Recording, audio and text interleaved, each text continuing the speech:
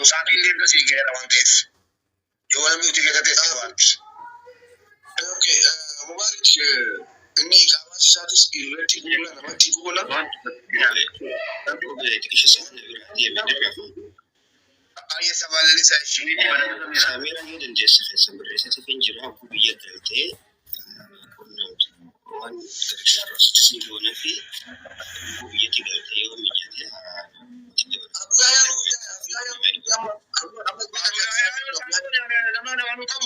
Abu Yaya yo sana lu fani share tigo dela.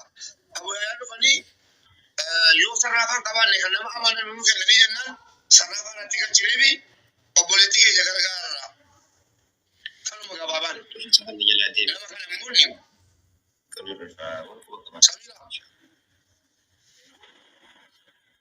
Ini garam bi. Samira. Saati be kasih apa mana bola. Saati na ko kana fadi. Beri ni kami sanki wal magala tibri be ka bijala badi. Kani kira mana tikan fala jedam malaria ala ibba saddet. Kuma saddet. Ya jangan aku saddet kana kamu. Sama tak sebab kamu badu ya.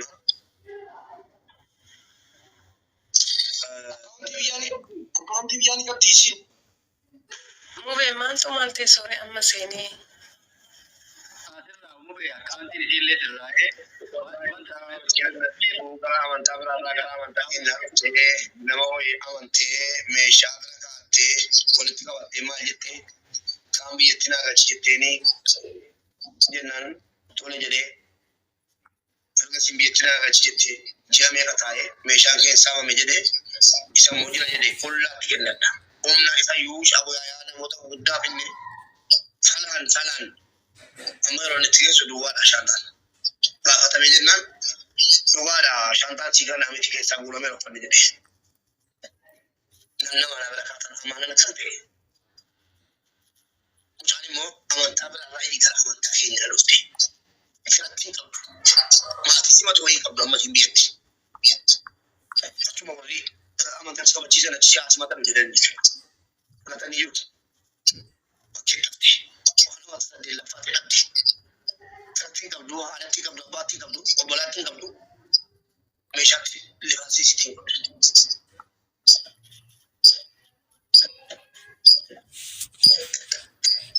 Sitoni wasila jirate dubaddu Sheikh Abdurrahman dachi bita dijette mallaka tiganite isinis mallaka jira fude jira sipar refu pisana dubbiste wontu takate isu ndaw Sheikh tikana moda wa maka Sheikh masadin nabila jira kolkolota garagana mata ne devne kuntu tane rawsenya kolkole hattu garte shara wara baratu takka dani mutakiti mutawara bi mube watu hapo mujane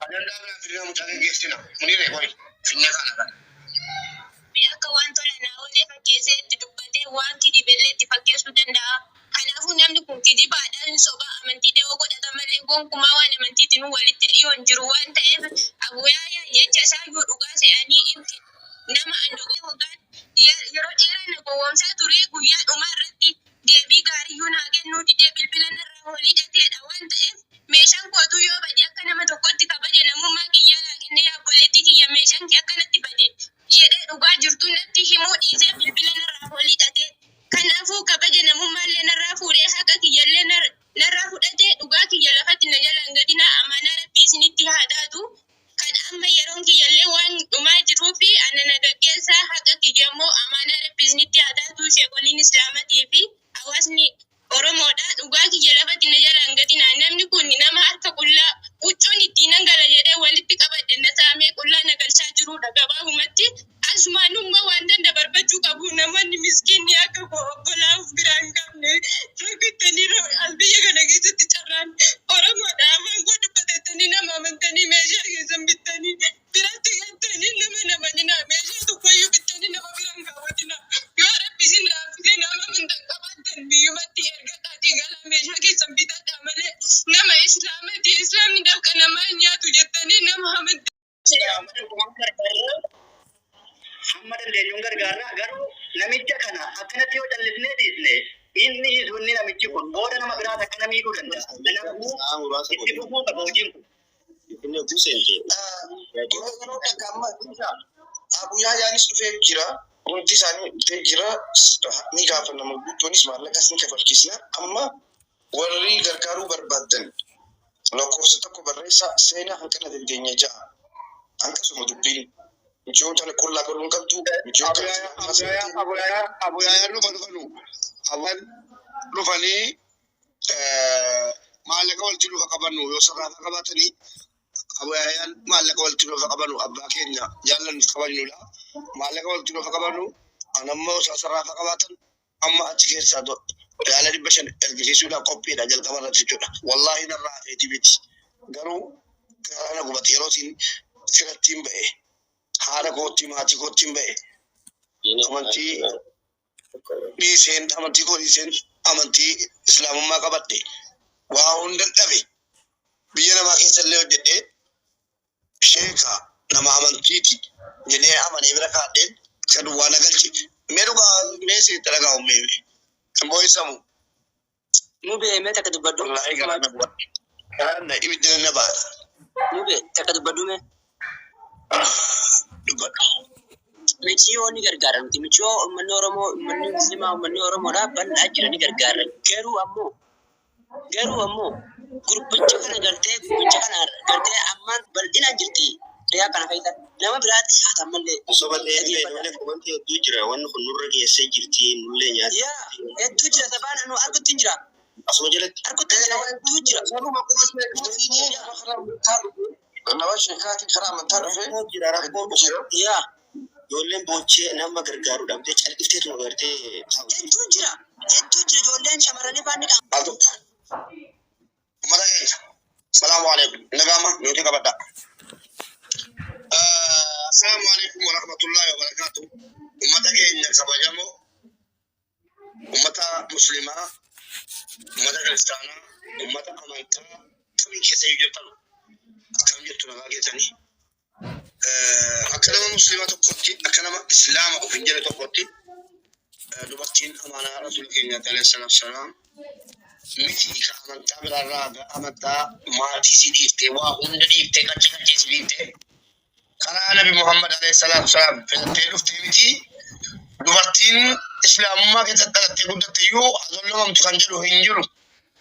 Mucaan kun immoo zulmii hedduu zallomamti. Waa hedduu miidhamti. Maatii si dhabaa lifaatii si amata 8 dhabdi. Harka duwwaa hin galtu. Nu meeshaan galchinaa nama kanaan garuu wal dhiisuuf hin teenyu. Wulii illee gana wal dhiisuuf hin teenyu. Nama isaa dubbatu meemee innis afilatu. Waan jariinu lamaasaa bulan argitanii jirtu. Yaa warra iqaamaa Saa'ud Arabiyaa keessa teessan. Nuti itoo iqaamaa miti waraqaa jireenyaa hin qabaatin biyya bal'aa keessa teenyee hawaasa keenya kaabaa kibbatti bahaa dhiyaatti yoo xiqqaate lubbuu namoota 100 baraarree jirra. Kuma 100 immoo Saa'udii keessa baraaraa ture ammas baraarutti jirtu. Waraqaa tokkotu hin qabaatin.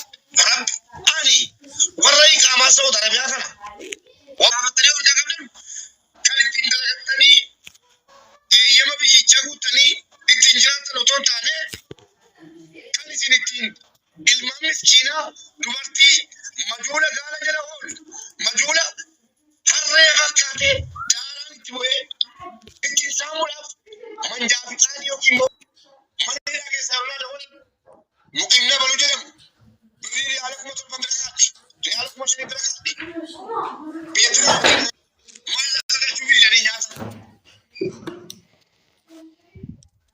Saudi keessa jiraachuun kaabaa jala naanna'uun kaabaa jala fiiguun nama haqaa ishee taasisu. Senegal yaa warra iqaamaa wallaahi mootummaan Saudi Arabiyaas ta'e mootummaan Itoophiyaa waan isin iqaamaa baadhattanii silaa obbolaa keessa tajaajiltan hidhamaa gargaartan lammii keenya tajaajiltan sabni qaatama nyaatan meeqa kan nu dhabee miidiyaa dhabee afaan qabatee taa'u meeqa galchi deemtanii walirraa gadi buufisu eenyu wallaahi nama nama kana eenyuun irraa nambuusu bismillaahi irrahmaan irrahim jedhee laayibii yeroo hin galle waa'ee namicha kanaa irraa dubbadhu malee waa biraatti hin ta'u. Ijoolleen waa arrabsitan arrabsamu kunooti. Kabaja Abu Yahyaa wallahi Abu Yahyaa Saudi ta'anii wallahi thumma wallahi kun keessa dhaabbattee dhaggeeffadhu mana madaan keessa dhaabbattee arrab qullaa galti. Warra isiiti diina jijjiirattee ja'anii jibbanii har'a isin laallamee gurbaa kana maallaqa qofaa miti ganaa seeraan gaafadha. Dhugaa jirtu isinitti himu. Mee nama islaamumarraa kalee dhufee sheeka jettee bira haa jette fuudhee dhabamsiisee kaanis poolisiin irraa fudhatee jee eega kunis kijiba madaalu tutte munire madaalu tutte maatiin si hundi jibbanii jiru hundi. Wayne Maatri salaamu alaikum. Wa alaikum salaam. namichi meeshaa dhibbaa dhibbatti kaffaluu qaba. Amma meeshaa kan isinitti kennatti naagalchiidha malee amaanaa miti beeka. Naagalchiin kuni siiniin tokko yoo keessaa bade akka asitti warri awaalaa meeshaa galchu warri kaargoon meeshaa galchu siiniin tokko yoo bade kaffaluun dirqama. Akka siinitti kennite keessaa siinii tokko yoo keessaa bade. Kanaafuu niqixxee kaffaluu maal gochuun dirqama dhibbaa dhibbatti maallaqa si waan bite akka keessa guuramu dubbatee jira. Abu Yahyaanis kanuma dubbatan. Akabala murratti Jamaal atamma akka nama isa beeku tokko hin kafalamoo hin kafalu. Bas nu gaafachuu barbaanne nu jalaan kaasu hin kafalamoo hin kafalu. Kana bicha barbaanna la. Hin kafalu yoo jedhe mubee jamaa chaadhu maallaqatu deemsisee atatti sigee ramatee fi qodaasi kophee baddee deemtu gara boolee lummoo akka buufnaa fi munita. Lamee taaptaa godhamee balayyaa kiyyaa muru jiraati. Taaptaa mee yeroo takka mee akka muramne michoota Biyyoomanu gaafatu malee. Weessumarran keessaafuu taaptaa koppiliinki godhamee yeroo takka mee dhaabbata muru jira dhagaan jiranii jiraarran tureenu. Koppiliinki godhamee yeroo takka daasawaa. Saudii keessatti dararaa meeqa waliin argaa jirutti amalamoo akka qabu atu keessi kee hin beeka. Gaban siin jiran yoo ta'u taane egaa meeshaa gosa kanatti badde sakatti badde maqaa balleessee isinii deebi'a.